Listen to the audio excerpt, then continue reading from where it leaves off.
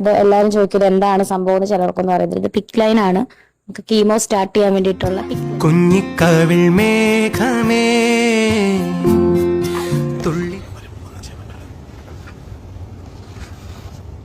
കുഞ്ഞിക്കവിൾ മേഘമേ, വൈകാരിക നിമിഷം, ചിരി മായാതെ രേണു. ലാലേട്ട, രേണുവിനെ സഹായിക്കണം, രക്ഷിക്കണം, തിരിച്ചു കൊണ്ടുവരണം. മുഖത്തൊരു ചിരിയും തേച്ച് പിടിപ്പിച്ച് നടക്കണം നിന്നെ കാണാൻ അച്ഛന് വയ്യ. കഴിഞ്ഞ വർഷത്തെ ബിഗ് ബോസ് മത്സരാർത്ഥിയായിരുന്നു രേണുസുതി. പ്രേക്ഷകരെ ഞെട്ടിച്ചുകൊണ്ടാണ് രേണുസുതി തനിക്ക് ക്യാൻസറാണെന്ന വിവരം പുറത്തുവിട്ടത്. കുറച്ച് മോശമാണ്. ബ്രസ്റ്റിൽ നിന്നത് കഷത്തിലേക്ക് വ്യാപിച്ച് ലിംബിനോട് വഴി ഹാർട്ടിന്റെ മസിലിലോട്ട്. തനിക്ക് സ്തനാർബുദമാണെന്നും രോഗം 3ാം ഘട്ടത്തിലാണെന്നും രേണു തന്നെ സോഷ്യൽ മീഡിയയിലൂടെ പറയുകയായിരുന്നു. 15ാം വയസ്സിൽ സ്തനത്തിൽ കണ്ട ഒരു ചെറിയ മുഴ പിന്നീട് ക്യാൻസറായി മാറിയതെന്നാണ് രേണു വ്യക്തമാക്കിയത്.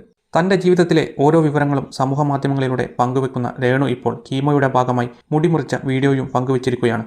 വെറുമൊരു തൂവൽ കൊണ്ടു മുറിയും വേദനിച്ചുകൊണ്ടാണ് പ്രേക്ഷകർ കമന്റിൽ രേണുവിന് പിന്തുണയുമായി രംഗത്തെത്തിയത്.